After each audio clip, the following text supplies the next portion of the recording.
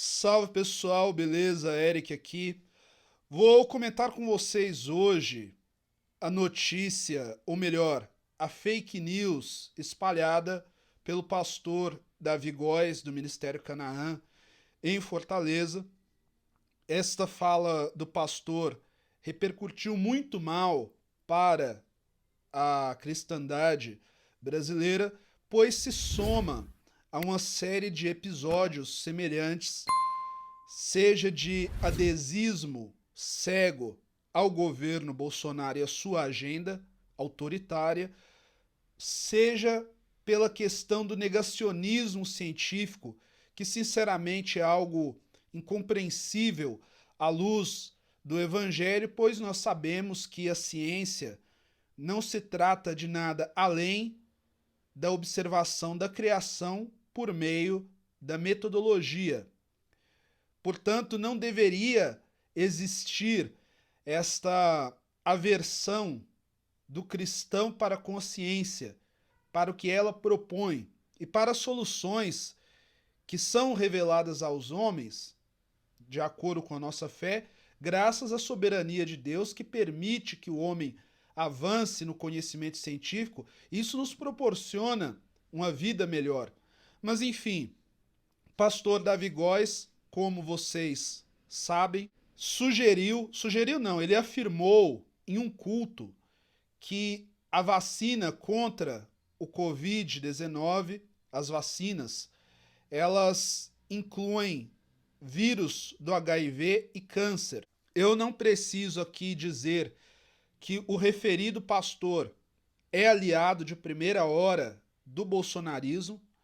Também é desnecessário dizer que as autoridades entraram em campo, as autoridades competentes. O Ministério Público do Ceará já apresentou uma representação contra o pastor Davi Góes, que respondeu por meio de uma nota, no mínimo cínica, onde ele afirma que ele não houve fake news, pois o vídeo foi compartilhado por um outro pastor, o Lamartine Possela, muito conhecido também. É um nome antigo da Igreja Evangélica Brasileira, político também. Mas vejam só, ele diz que não é verdade porque o cientista, um suposto cientista, suposto vencedor do Prêmio Nobel de Medicina, faz aquelas afirmações. Bom,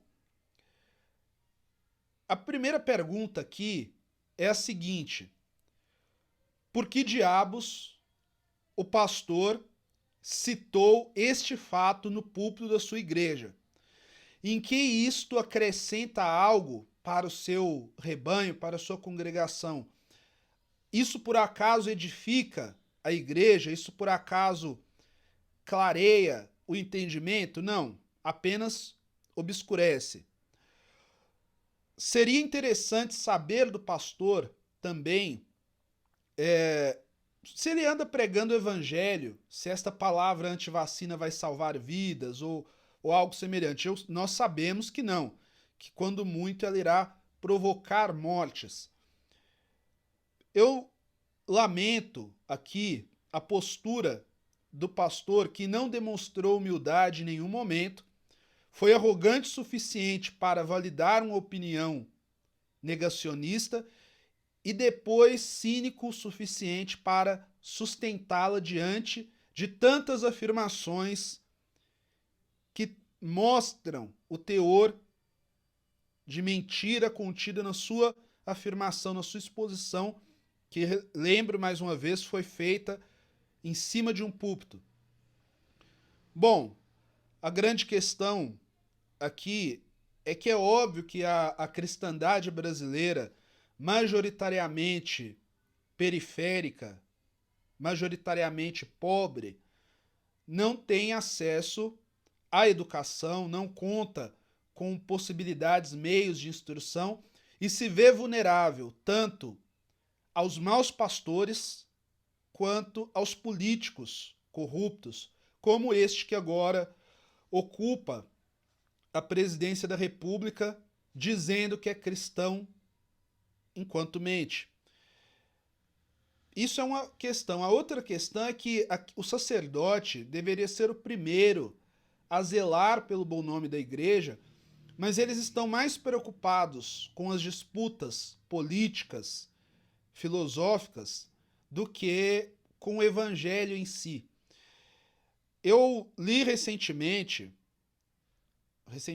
não, há alguns meses já, um texto muito bom do Mike Leake, talvez ele mesmo um desses trumpistas, não sei, mas o texto em si fala algumas verdades.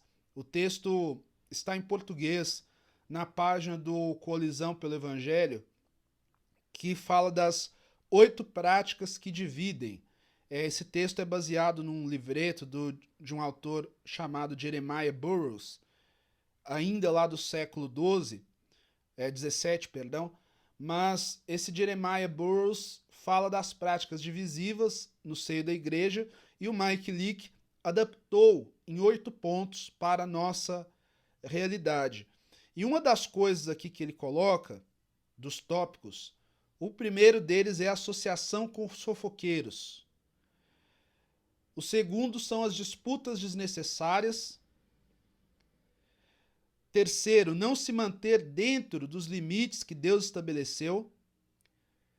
E o quarto, que eu acho muito apropriado nesse conjunto, é o propagar relatos malignos. E o quinto, né, ainda tem mais 3, mas o quinto é a adesão excessiva a alguns, de modo a negar o devido respeito a outros.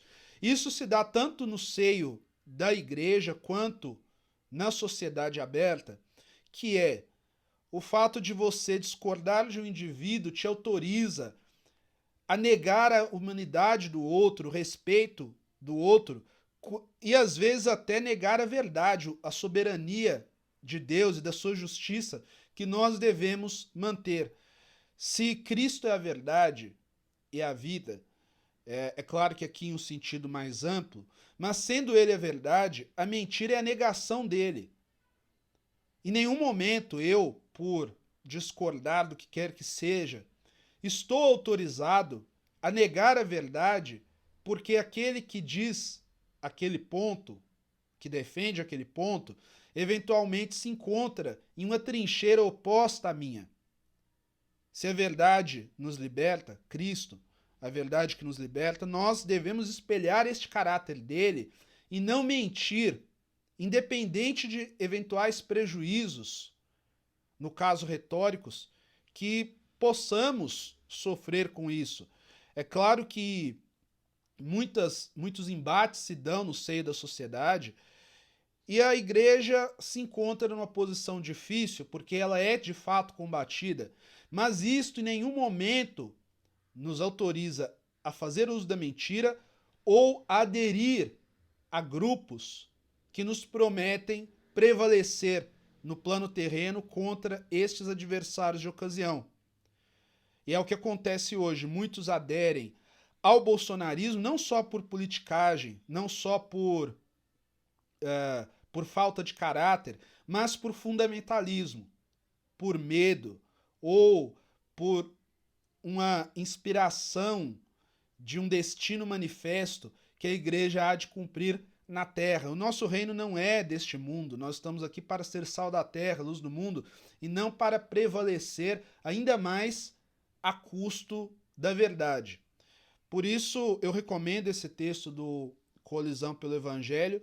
Lamento que este pastor tenha tomado essa decisão, não é o único, muitos outros aderiram e ainda militam pela mentira.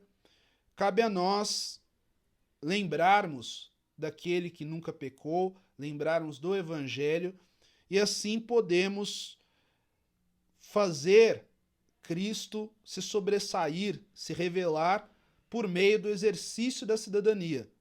Esta que deve ser a meta do cristão. De pouco adianta a rigidez dos costumes, de pouco adianta o moralismo exacerbado, sendo que a nossa conduta diária não revela, não fala dos princípios de Cristo. De pouco adianta. Então eu encerro este comentário citando Salmo 101, 7, que diz: quem pratica a fraude não habitará no meu santuário, o mentiroso não permanecerá na minha presença. Fica aqui o conselho para a igreja: respeitem as normas de isolamento social, sejam solidários para com o próximo e, sobretudo, não embarquem na canoa furada dos falsos mestres, porque vocês não irão muito longe desta forma.